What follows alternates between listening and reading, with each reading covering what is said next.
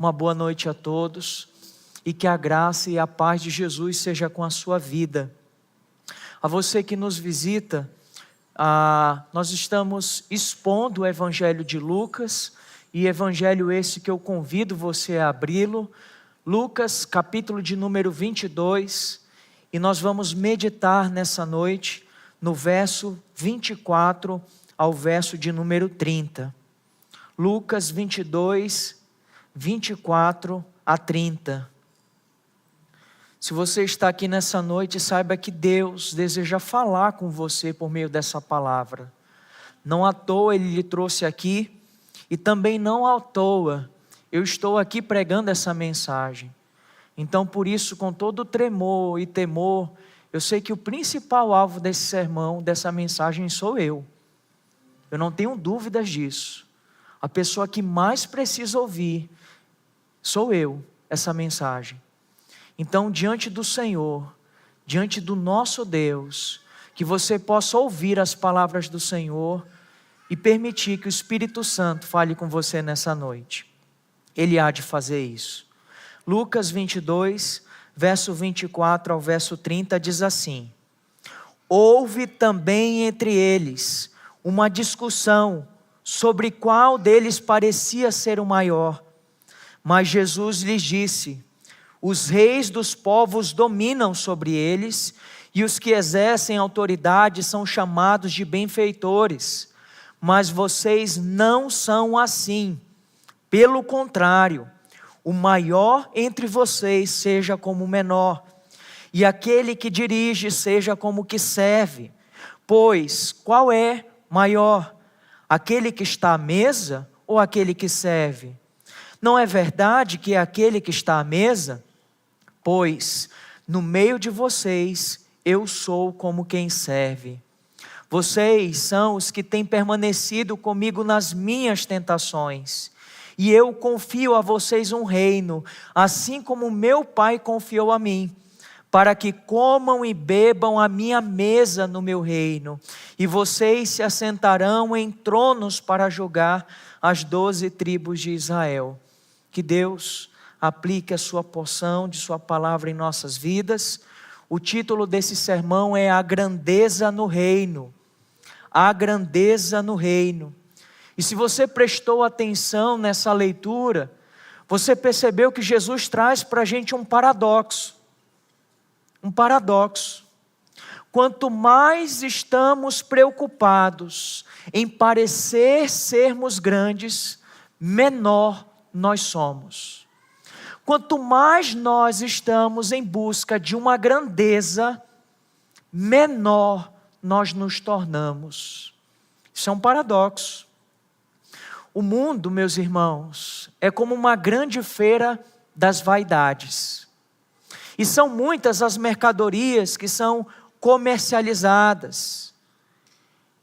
O mundo, como uma feira de vaidade, circula dentre as mercadorias os desejos das mais diversas sortes, as ambições mais fúteis que você possa imaginar. Nessa feira da vaidade se vende propriedades, lugares, honra, títulos, famílias, até os filhos são vendidos na feira da vaidade. Até o sangue e a alma das pessoas são vendidas. As redes sociais, que o digam, é um dos balcões onde é comercializado, onde é feito esse comércio. Homens e mulheres, indistintamente, de todas as idades e de todas as classes sociais, estão engajados em busca de um engrandecimento, desejando e disputando entre si, sempre quem é o maior, quem é o melhor, quem está acima. Apenas para que você tenha, por exemplo, esse balcão, as pessoas estão disputando entre si quem é o mais rico, quem é o mais influente, quem é o mais bonito, o mais legal, o mais engraçado, o mais importante, o mais inteligente, o mais indispensável, o mais bem casado. o que melhor organiza a sua casa, o que melhor educa os seus filhos. É tudo que você possa imaginar, até quem melhor cozinha. Tudo é objeto de disputa, de engrandecimento, de envaidecimento. Até mesmo os artigos de fé são itens de luxo nessa comercialização. Nas Olimpíadas do Orgulho, há também a modalidade religiosa, a competição daquele que é mais espiritual, daquele que é mais santo e até mesmo de quem é o mais humilde. Disputa, vaidade, orgulho. São coisas que têm aparência de piedade, mas no interior revela todo o engano de um coração.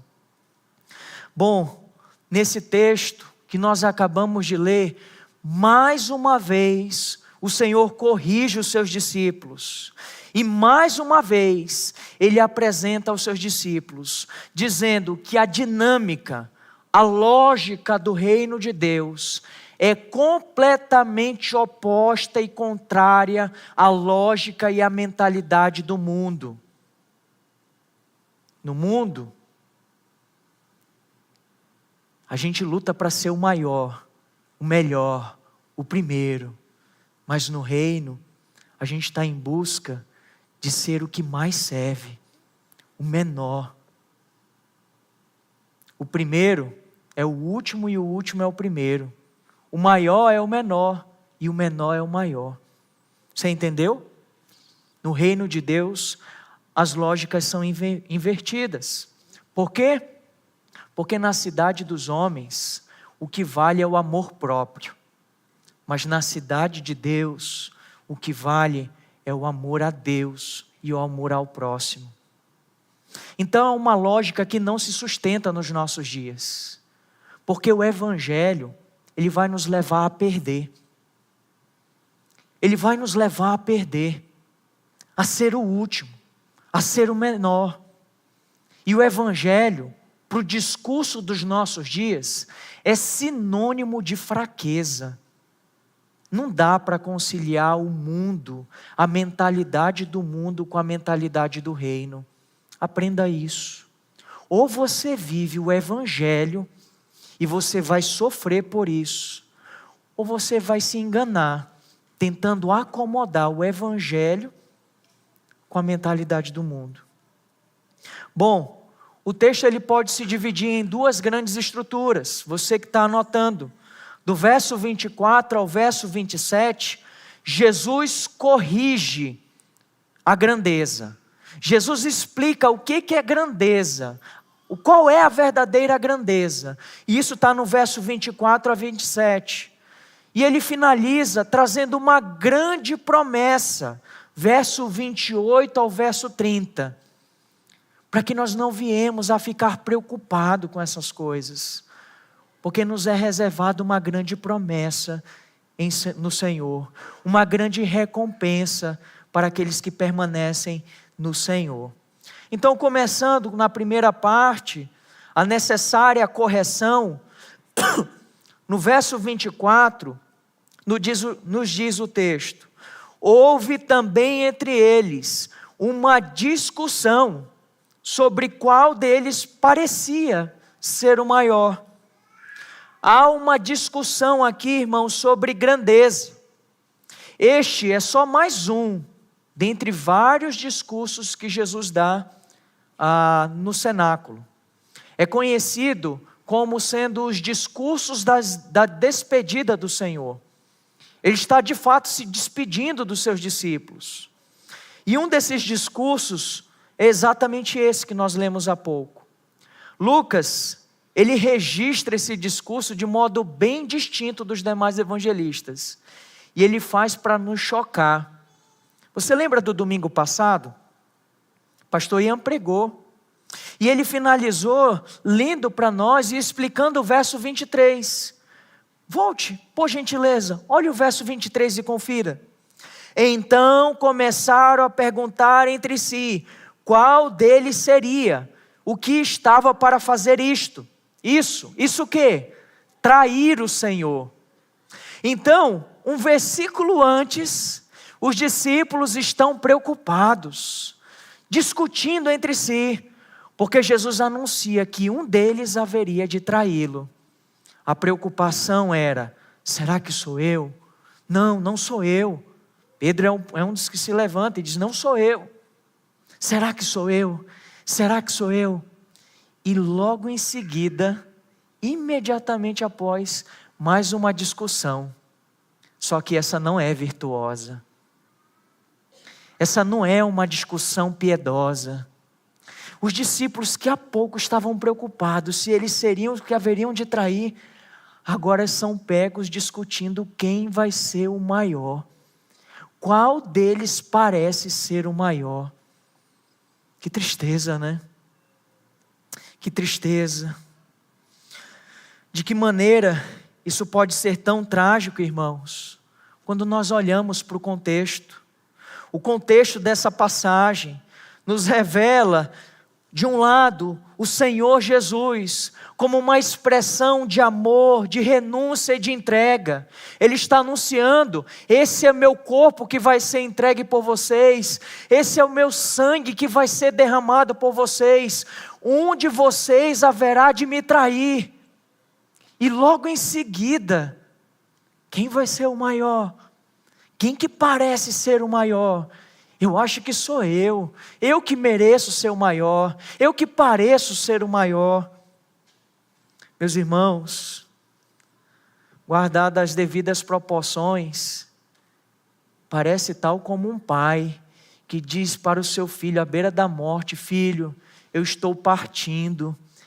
E o filho volta-se para o pai e diz assim: pai, o carro vai ficar comigo, né? O senhor vai deixar o carro para mim, né? Você entende a insensibilidade? É exatamente isso que é expresso aqui por Lucas. Os discípulos estão discutindo, eles estão brigando. Há uma discussão real aqui. Eles estão preocupados com essa questão de nenhuma, melhor dizendo, importância. A disputa e a contenda agora não é a preocupação de quem seria o traidor, mas é de quem seria o maior. Algo tão sério estava prestes a acontecer e eles estavam discutindo essa barbaridade. Você entende a seriedade desse versículo?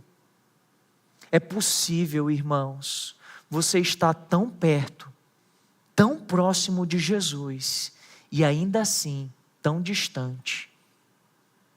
É possível você estar muito perto, muito próximo e ainda assim completamente distante, divagando da vontade de Deus, dos pensamentos de Deus para a sua vida. Esse texto é um alerta para todos nós, para todos. O orgulho e o desejo por proeminência está arraigado até nos corações mais piedosos, até no meu coração e no seu coração, no nosso coração. Todos nós estamos sujeitos, todos nós somos suscetíveis ao perigo do orgulho do coração.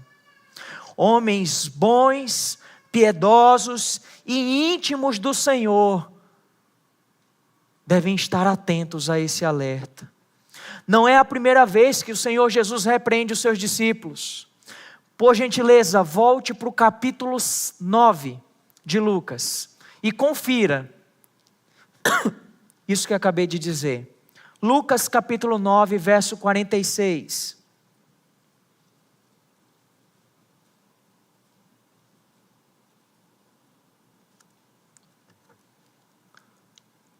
Lucas 9, 46. Surgiu entre os discípulos uma discussão sobre qual deles seria o maior. Mas Jesus, sabendo o que se passava no coração deles, pegou uma criança, colocou-a junto de si e lhes disse: Quem receber esta criança em meu nome, é a mim que recebe. E quem receber a mim, recebe aquele que me enviou. Porque aquele que for o menor de todos entre vocês, esse que é grande. Jesus já havia ensinado essa lição a eles. E não é a primeira vez que Jesus fala isso para você que está aqui. É bem provável que você já ouviu essa mesma lição. E é bem provável que você precisa ouvi-la mais uma vez. Eles já tinham ouvido do Senhor. O Senhor já tinha repreendido quanto a esse desejo de ser o maior. Irmãos, o nosso coração é muito enganoso. Há uma mania de grandeza de nossa parte. A pessoa que você mais conversa no mundo é com você mesmo. É um diálogo constante. Você e a sua mente. Há um mundo aí dentro de você. E nessa mente, você é o centro. Você sempre tem razão. Você sempre está certo. Você sempre está tendo as posturas, as atitudes, as ações corretas. E todo mundo está sempre errado. E são as pessoas que devem lhe entender e lhe acolher. Por quê? Porque no seu mundo você é rei. Infelizmente, há essa mania dentro de nós. Ora, nós estamos aqui, vamos glorificar a Deus, oramos. De repente, vem um pensamento e a gente começa a se preocupar conosco. É rápido, é constante, é uma batalha constante, permanente. Ora, estamos aqui firmes, decidindo, vamos glorificar a Deus. E você sinceramente se volta para isso. Mas logo em seguida vem um sentimento, um pensamento. E agora você se vê preocupado consigo mesmo. Amando a si mesmo mais do que tudo. Mais do que a Deus e mais do que o outro. Isso se expressa de tantas maneiras. Às vezes é numa fila para pegar um lanche. Às vezes é uma fatia de pizza que você está cortando.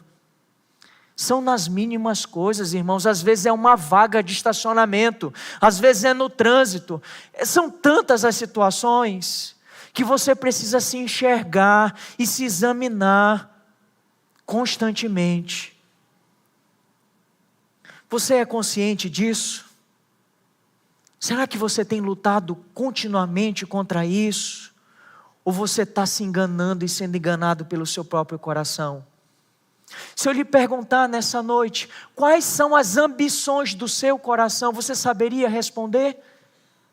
Ou você é um ignorante de si mesmo? Você nem se conhece.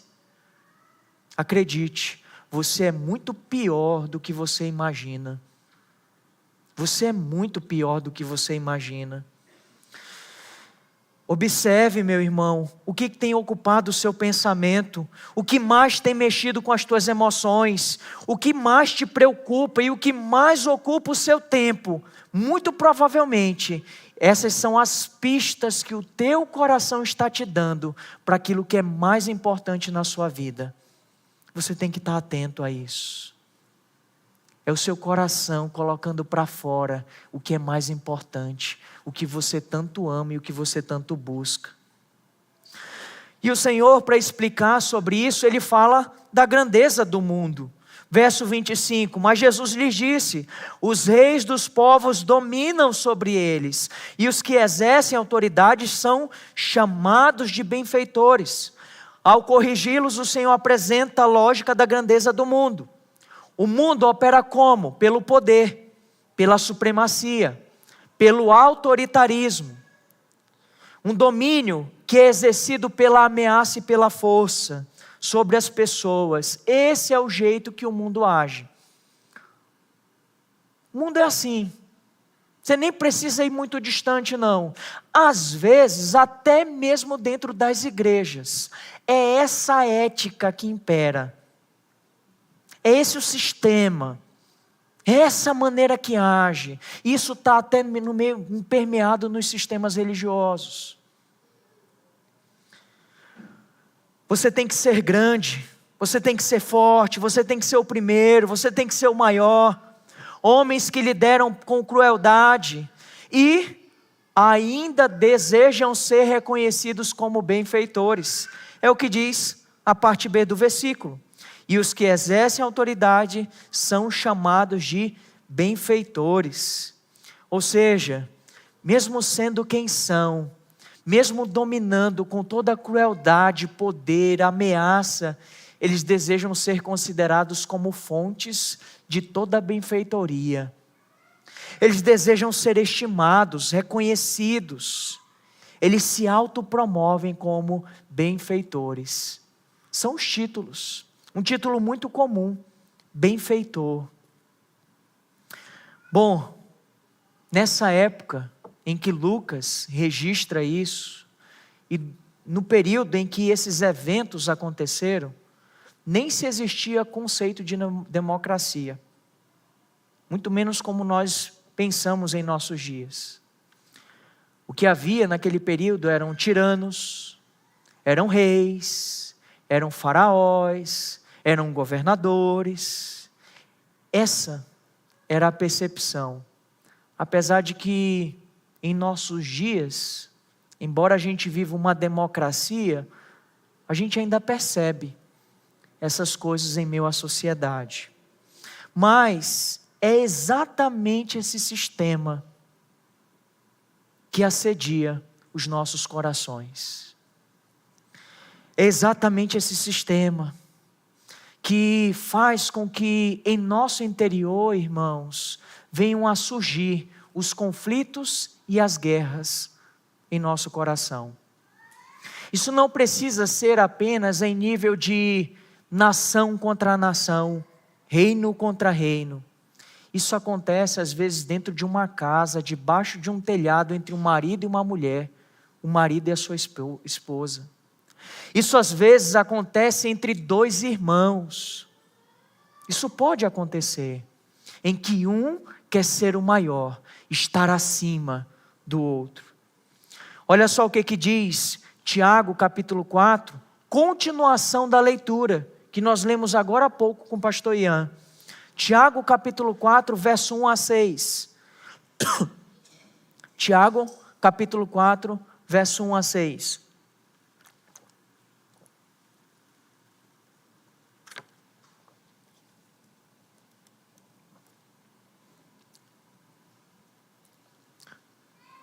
Olha só como Tiago, antes de ler, olha só como Tiago, ele dá uma clara demonstração para a gente de onde vêm os conflitos e as brigas que nós temos, desde as mínimas às maiores. Olha de onde vem. Tiago 4:1. De onde procedem as guerras e brigas que há entre vocês? De onde, senão dos prazeres que estão em conflito dentro de vocês? Vocês cobiçam e nada têm, matam e sentem inveja, mas nada podem obter. Vivem a lutar e a fazer guerras, nada têm porque não pedem. Pedem e não recebem porque pedem mal, para esbanjarem em seus prazeres. Gente infiel, vocês não sabem que a amizade do mundo é inimizade contra Deus? Aquele, pois, que quiser ser amigo do mundo se torna inimigo de Deus. Ou vocês pensam que é em vão que a Escritura diz: é com ciúme que por nós anseia o seu Espírito, o que Ele fez habitar em nós? Mas Ele nos dá cada vez mais graça, por isso diz: Deus resiste aos soberbos, mas dá graça aos humildes. Dá graça aos humildes. Entenda algo, não existe nada mais corruptor nas nossas vidas do que o poder.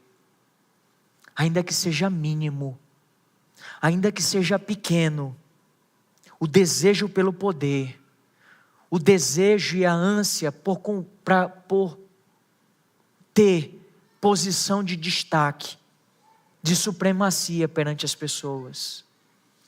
Irmãos, os crimes mais terríveis da sociedade foram praticados por causa de orgulho. por ânsia de poder. Desde os pecados mínimos aos mais graves. E tudo isso, irmãos, demonstrando que esse pecado não é recente, mas é um pecado muito antigo. O mais antigo de todos, o mesmo que esteve e ensejou na queda de Satanás.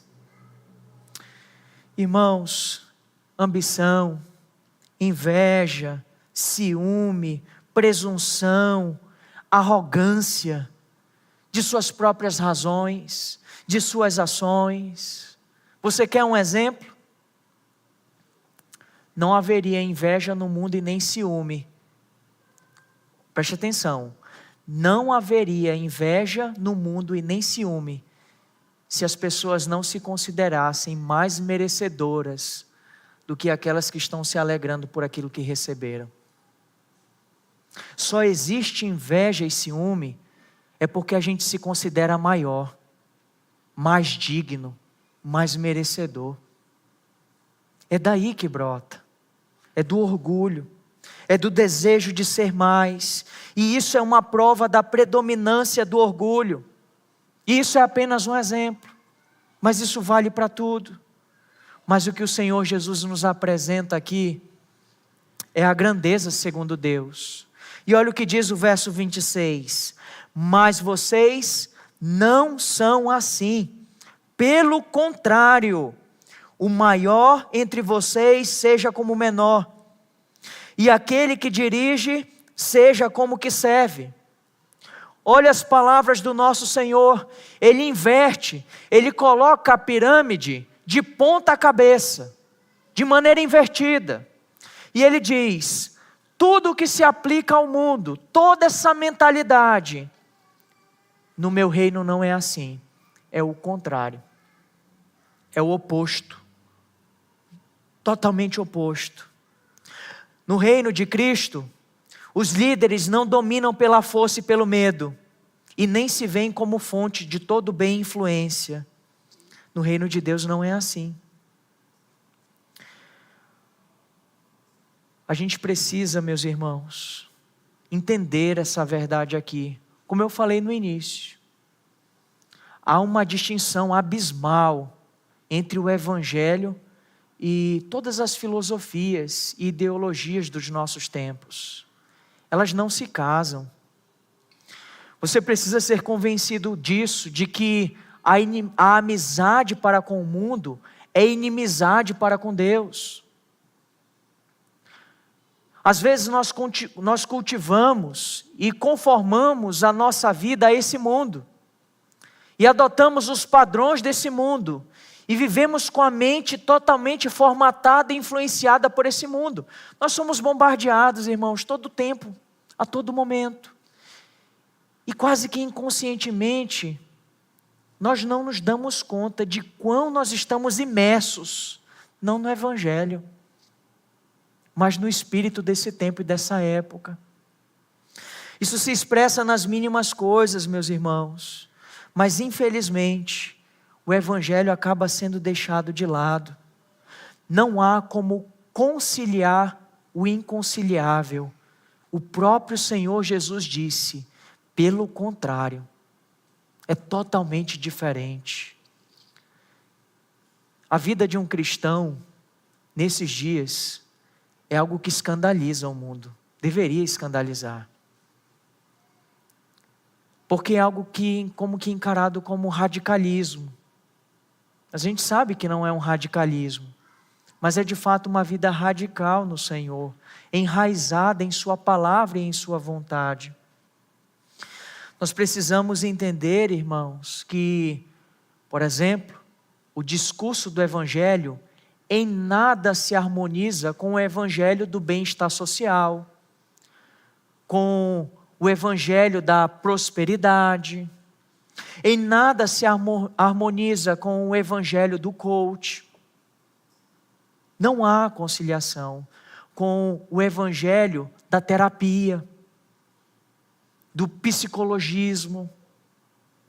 Porque a mensagem do Evangelho vai dizer que a solução para o seu problema não é você se amar mais, não é você pensar mais em você, é você amar o próximo, amar a Deus e se esquecer de você. E se esquecer de você.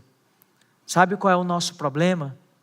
É porque nós nos amamos demais e estamos constantemente preocupados conosco, com a nossa proteção, com a nossa preservação.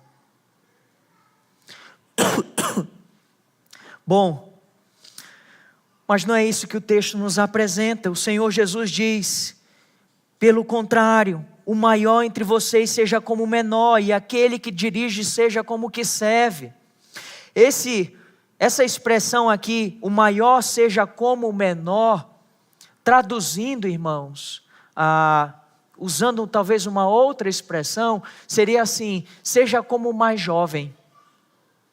Seja como o mais jovem. Por quê? Porque na cultura, aqui, voltando para o contexto das Escrituras, a cultura aqui, que infelizmente já não é mais a que impera em nossos dias, é que os mais idosos são dignos de respeito. A gente respeita os mais velhos, independente de quem seja, a gente dá honra aos mais velhos. E aí, o texto está dizendo: o maior seja como se ele fosse o mais jovem, ou seja, aquele que não busca a própria honra, aquele que não está em busca de honra, aquele que se diminui. É exatamente isso, aquele que se coloca em uma condição de menor honra. E o líder, aqui tem um outro paradoxo: seja como o servo. Seja como o servo. O mundo corporativo, ele vai tentar adequar algumas parcelas dessa verdade e aplicar na liderança corporativa. A liderança de Jesus. Mas nunca vai mergulhar na profundidade do que Jesus está dizendo aqui. Jesus está dizendo que aquele que lidera, ele deve ser o servo de todos. Olha, além de pastor, eu também sou servidor público. E eu lamento, porque esse termo, servidor público, ele é lindo, ele é muito belo, porque ele carrega em si o significado de que todo servidor público, ele está a serviço de todas as pessoas. Ele está para servir todo mundo. Mas se você chegar numa delegacia, num hospital, você não vai ser servido. Parece que aquelas pessoas é que estão em busca de serem servidas, de serem estimadas, engrandecidas pelos seus cargos e pelas suas funções. Essa é a lógica do mundo, mas essa não é a lógica do reino de Deus.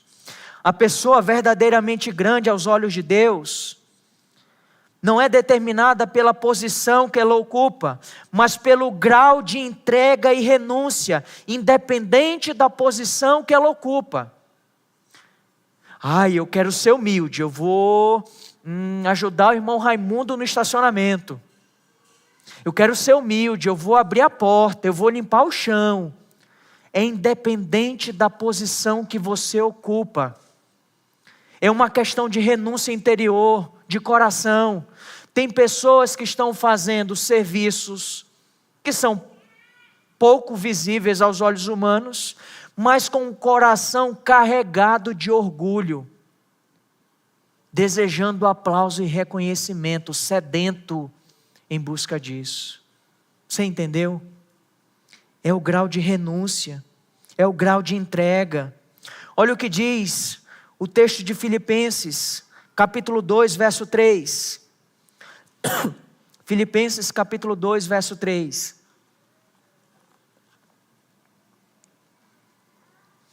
Não façam nada, forte, não façam nada por interesse pessoal ou vaidade, mas por humildade, cada um considerando os outros superiores a si mesmo. Se você olhar essa carta de Filipenses, o início dela é linda. O apóstolo Paulo reconhecendo a vida desses irmãos. Mas ele alerta ali: meus irmãos, cuidado, não façam nada por interesse pessoal ou vaidade, mas por humildade, cada um considerando os outros superiores a si mesmo. Nós acabamos de cantar, quase que como um mantra. Não foi, porque foi de coração. Mas tem gente que canta essa música como um mantra. Mais de ti, menos de mim, que ele cresça, eu diminua. Mas é só da boca para fora. É só da boca para fora. Meu irmão, palavras de João Batista, ao ver o Senhor: importa que ele cresça e que eu diminua. Importa que ele cresça e eu diminua. Isso é para todos nós. Isso é para todos nós. O vocabulário do orgulhoso predomina a primeira pessoa do singular. Eu. Eu sou, eu faço, eu sei. Mas Jesus altera. Ele muda para a segunda pessoa do plural. Vós, vocês, mas vocês não são assim. Mas vocês não são assim. Vocês não são assim. E aí alguns aqui vão dizer assim: poxa, pastor, eu não queria ser assim, mas eu sou assim. Eu sou exatamente assim. Mas olha o que Jesus está dizendo. Olha só. Olha como ele diz: não, vocês, verso 26, mas vocês não são assim. Isso não é outra pessoa que está dizendo senão o Senhor Jesus. Não parece contraditório? Porque ele repreende, mostra como é a mentalidade do mundo. Os discípulos estavam pensando dessa maneira. Jesus mostra como é a mentalidade do reino, mas ao mesmo tempo ele diz assim: mas vocês não são assim. Irmãos, quando você abre na NVI, eu não sei quantos tem a NVI, ou tem a tradução na linguagem de hoje, vai ter como no aspecto futuro: vocês não serão assim, ou não será assim. A verdade é que no original a gente não tem esse tempo. Não tem. Mas vocês não assim. É como se fosse assim no literal. Vocês não assim. Mas sabe qual a beleza disso? É que não há apenas uma espécie de um imperativo aqui, mas há um indicativo. Não é apenas uma ordem aqui, mas é uma condição que você já experimenta. Você não é assim. E eu quero voltar essa palavra para você e dizer: seja qual for os seus pecados, pode ser orgulho, pode ser o que for, você é um crente em Cristo Jesus? Eu quero dizer para você: você não é isso. Você não é assim. Porque Cristo te salvou. Cristo morreu por você. Cristo te libertou. Mas vocês não são assim. Jesus está dizendo isso para os seus discípulos. Isso me faz lembrar o texto de Romanos, capítulo de número 6, que eu peço que você vá até lá. Romanos capítulo de número 6, verso 8 a 14.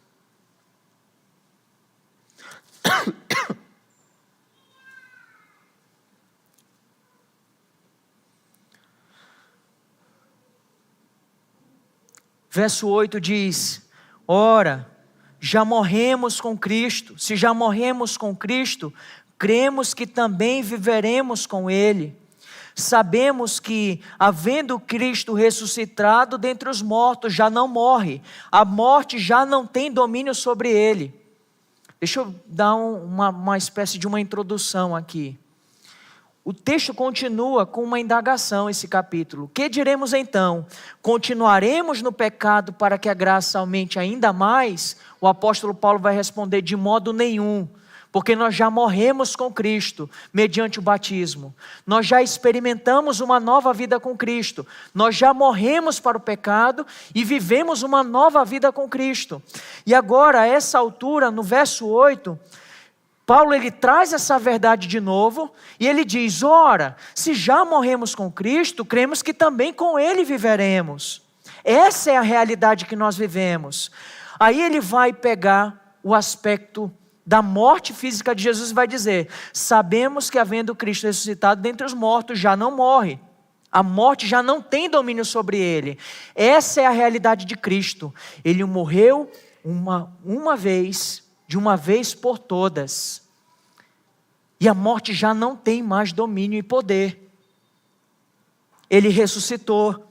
E aí Paulo pega e aplica essa verdade gloriosa a nós que estamos em Cristo. E ele continua no verso 10. Pois, quanto a ter morrido, de uma vez para sempre morreu para o pecado, mas quanto a viver, vive para Deus. Assim também vocês, considerem-se mortos para o pecado, mas vivos para Deus em Cristo Jesus. O apóstolo Paulo pega a imagem de Jesus e diz assim: Jesus não morreu uma vez, e Ele ressuscitou, e Ele venceu a morte. Então, se considere morto de uma vez por todas para o pecado e vivo para a glória de Deus. É isso que você está em Cristo. É essa a sua condição. Se considere dessa maneira. Se considere dessa maneira. Portanto, não permitam. É diante dessa condição espiritual que Paulo diz: não permitam que o pecado reine em seu corpo mortal, fazendo com que vocês obedeçam às suas paixões. Também não ofereçam os membros do corpo ao pecado como instrumento de injustiça, mas como pessoas que passaram da morte para a vida, ofereçam-se a si mesmo a Deus e ofereçam seus membros a Deus como instrumentos de justiça, porque o pecado não terá domínio sobre vocês, pois vocês não estão debaixo da lei, e sim da graça. Jesus disse: mas vocês não são assim. O apóstolo Paulo está dizendo: considerem-se mortos para o pecado. Essa é a condição e a realidade espiritual que nós já experimentamos em Cristo Jesus. Você já morreu? Fisicamente não. Você está aqui. Mas espiritualmente, o seu velho homem já está crucificado com Cristo. E você vive uma nova vida em Cristo Jesus. E por mais que você ainda veja que esse novo homem, ele ainda não é pleno e perfeito,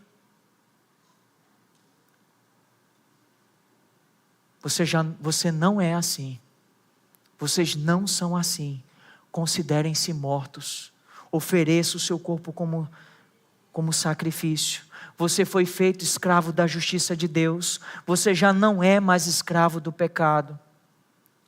Meu irmão, aproveitando essa oportunidade desse texto, quais pecados terríveis você tem travado? Lutas. Quais as suas tentações?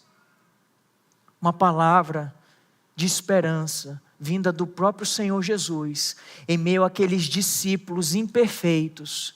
Mas vocês não são assim. Vocês não são assim. E aí o Senhor faz uma comparação incomparável. Aquele que é incomparavelmente grande. Ele diz no verso 27, pois qual é o maior? Aquele que está à mesa ou aquele que serve? Não é verdade que é aquele que está à mesa? Pois no meio de vocês eu sou como quem serve. Aquele que está à mesa, irmãos, é o anfitrião. É o que está recebendo as pessoas. E é a condição que Jesus ocupa nesse jantar, nessa ceia.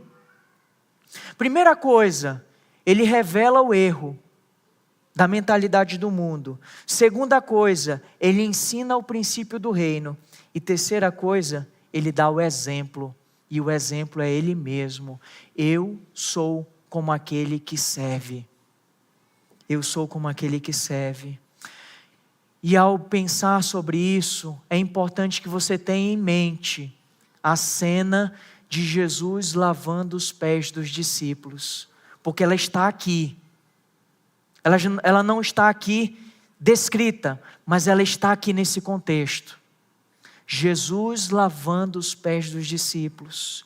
Olha o que diz João, capítulo 13, verso 3. Sabendo este que o Pai tinha confiado tudo às suas mãos, e que ele tinha vindo de Deus e voltava para Deus, levantou-se da ceia, tirou a vestimenta de cima e, pegando uma toalha, cingiu-se com ela. Em seguida, Jesus pôs água numa bacia e começou a lavar os pés dos discípulos e a enxugá-los com a toalha que estava cingido. Jesus fez isso, irmãos. Jesus fez isso. Ao escravo mais humilde era encarregada a função de lavar os pés das pessoas. Mas diante daqueles discípulos e Jesus, quem haveria de se rebaixar para lavar o pé do outro, lavar o pé de todos? Não se esperava que Jesus se erguesse e fosse ele quem fosse lavar. Tente imaginar essa cena. Era para lavar os pés. O escravo mais indigno, mais baixo e humilde, ele era encarregado dessa função. Tente imaginar um olhando para o outro, e agora? Quem que vai fazer isso? Jesus tira a parte de cima de sua vestimenta, se cinge com a toalha de um escravo, e ele começa a lavar pé por pé de cada um dos seus discípulos. Esse é o nosso Senhor Jesus. Esse é o nosso Senhor Jesus. Mesmo consciente da sua divindade, o verso 3 diz: sabendo que o Pai tinha confiado tudo em suas mãos e que ele tinha vindo de Deus e voltava para Deus, ele levanta da ceia e vai fazer isso.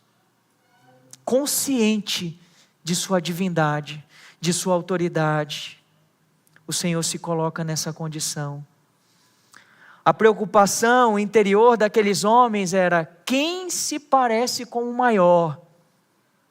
E Jesus se levanta na condição de anfitrião, se humilha e lava os pés daqueles discípulos orgulhosos e autocentrados, preocupados somente com a sua imagem. Não é constrangedor? Não se trata apenas de lavar os pés. Se nós traduzíssemos esse ato ao nosso trato cotidiano uns com os outros, talvez poucos estejam lavando os pés uns dos outros. Se a gente pudesse traduzir, fazer uma espécie de transferência, lavar pé com outras atitudes, postura de lavar pés. Será que nós temos lavado os pés dos outros, dos nossos irmãos? Há ainda aqueles que estão tendo seus pés lavados em nossos dias e ainda estão se queixando: olha, você não está lavando direito, viu? Esfrega melhor aqui, está sujo aqui no canto. Mas há algo ainda mais profundo aqui do que lavar os pés. A ação de Jesus é só uma encenação de algo maior, da humilhação de Cristo. Kenosis, Jesus, sendo Deus, um com o Pai, Ele deixou a sua glória, Ele se fez homem, Ele se encarnou para morrer por você e por mim. É a humilhação. tudo, a vida do Senhor, toda é uma expressão desse esvaziamento. Quando você vai ler Filipenses 2, versos 5 a 11, que é a continuação do texto que nós lemos há pouco, diz que Jesus se esvaziou. Tenham entre vocês o mesmo modo de pensar de Cristo Jesus, que mesmo existindo na forma de Deus, não considerou ser igual a Deus, algo que deveria ser retido a qualquer custo. Pelo contrário, ele se esvaziou, assumindo a forma de servo, tornando-se semelhante aos seres humanos e reconhecido em figura humana. Ele se humilhou, tornando-se obediente até a morte e morte de cruz. Por isso também Deus o exaltou sobremaneira e lhe deu o nome que está acima de todo nome, para que ao nome de Jesus se dobre todo joelho, nos céus, na terra e debaixo da terra, e que toda língua confesse que Jesus Cristo é o Senhor, para a glória do Deus Pai. Ele não deixou de ser Deus, mas ele se esvaziou para se fazer como você, como eu, e tomar o nosso lugar. A sua humilhação foi se tornar homem, foi se fazer carne, para morrer no nosso lugar. Sabe por que nós nos consideramos grandes, irmãos? Porque ainda não conhecemos o Senhor suficientemente. É por isso que você ainda se acha grande e merecedor de alguma coisa. Sabe por que ainda nós nos consideramos grandes? Porque ainda não aprendemos o suficiente que nós devemos nos compararmos não com a pessoa que está do nosso lado, mas com Jesus. E é isso que Jesus faz. O padrão não é o outro, o padrão é Cristo. Eu me comparo a Cristo e diante de Cristo eu me humilho, eu me rebaixo. Porque Ele, sendo o Senhor, Ele se fez servo, Ele se humilhou. Jesus nos dá um exemplo constrangedor. Não temos do que nos orgulhar, irmãos, ao olharmos para o que Jesus fez. Não temos do que nos orgulhar. É um exemplo constrangedor. Ele assumiu a fraqueza e a fragilidade humana em nosso lugar. Bom, a segunda parte é a gloriosa promessa. Verso 28 a 30. Verso 28 diz: vocês são os que têm permanecido comigo nas minhas tentações, e eu confio a vocês um reino, assim como meu Pai confiou a mim, para que comam e bebam na mesa do meu reino, e vocês se assentarão em tronos para julgar as 12 tribos de Israel. O centro dessa parágrafo aqui é a grandeza. Mas Jesus termina com essa promessa, uma gloriosa promessa. E Ele é gracioso ao descrever os seus discípulos. Esses mesmos discípulos que nós acabamos de mencionar. Jesus diz: vocês são os que têm permanecido comigo nas minhas tentações. E eu vou dar o meu reino a vocês. Que graça maravilhosa.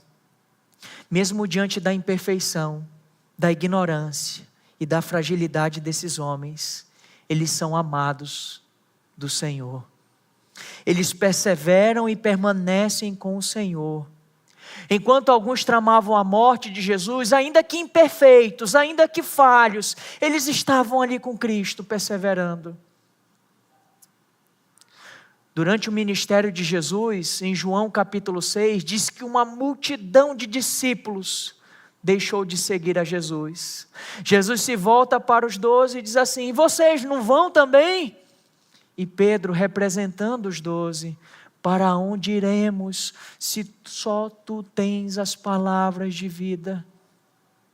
Para onde, Senhor? Irmãos, esses discípulos não são perfeitos, eles são fracos, falhos, pecadores, tal como você e eu. Mas Jesus os amou. Jesus os amou.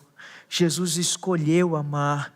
E esse olhar gracioso está sobre as nossas vidas. Se somos crentes, estejamos certos de que até os nossos esforços mais desprezíveis, mais mínimos, não passam despercebidos aos olhos de Deus.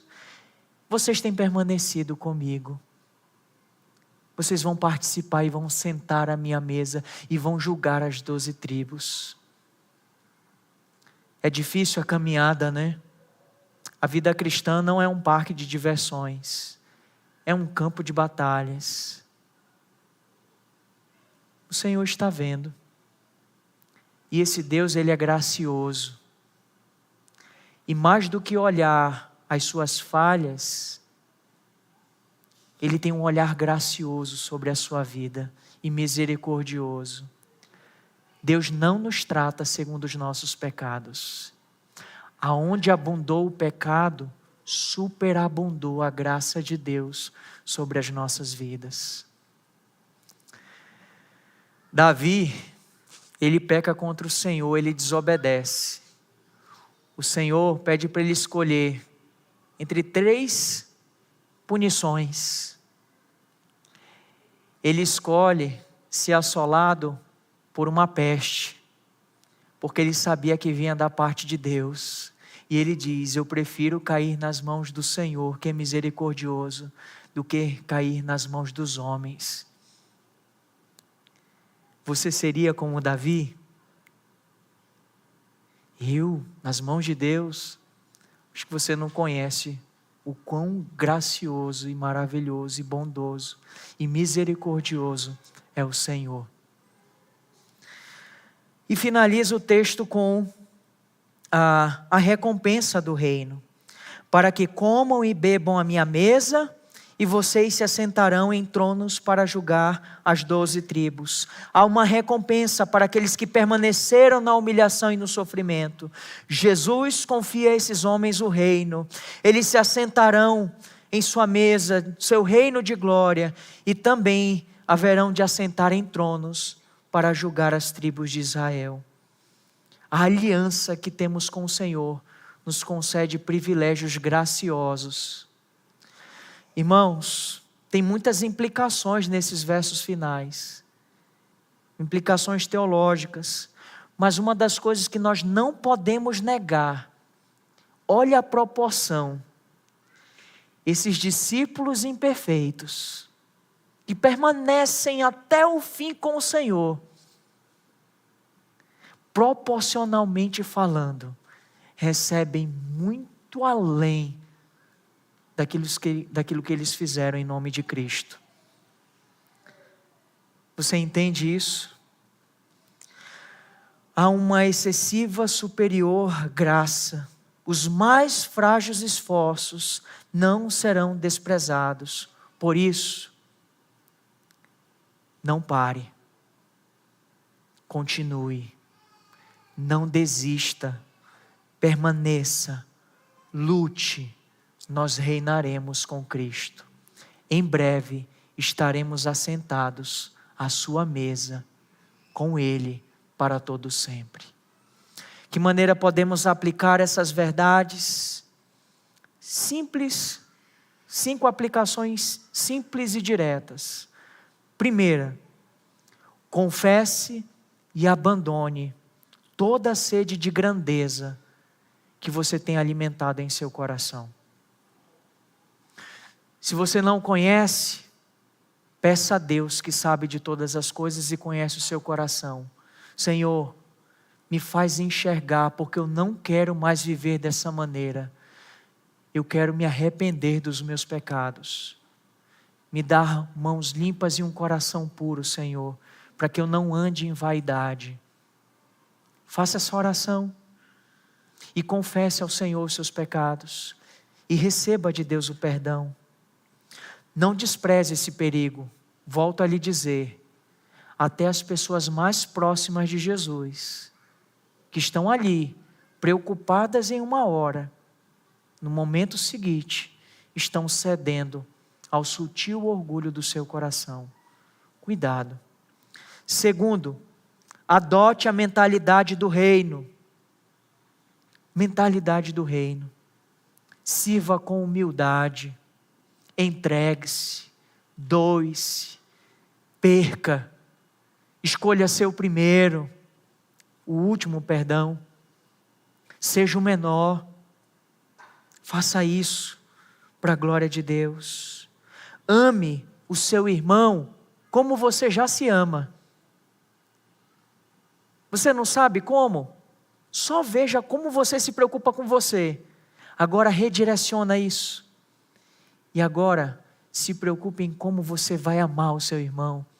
Isso vai fazer um bem enorme e vai te fazer economizar muito dinheiro com terapia. Se esqueça de você. Foque no outro. Foque em Cristo. Foque em Deus. Terceiro, siga o exemplo de Cristo Jesus. Para de olhar para o lado e se comparar com as pessoas do lado. Olha para Jesus e veja o que Ele fez por você e siga o exemplo dele. Faça isso e você irá bem. Quarto, descanse na graça de Cristo. Sim, com você não é assim. Vocês têm permanecido comigo nas minhas tentações. Descanse nessa graça maravilhosa. Esse Deus que não nos trata segundo os nossos pecados, mas nos trata segundo o seu grande amor em Cristo Jesus. E por fim e por último, persevere firme. Persevere, meu irmão. Permaneça firme. Está faltando pouco, viu? Logo, logo, nós estaremos à mesa com o Senhor. Logo, logo. Cada vez mais, a gente tem se convencido disso. Né? Interessante. São muitas coisas. São muitas coisas dando testemunho de que aquele que falou, prometeu, ele é fiel. E de que todas as coisas podem passar, mas as suas palavras permanecerão. Que Deus nos abençoe.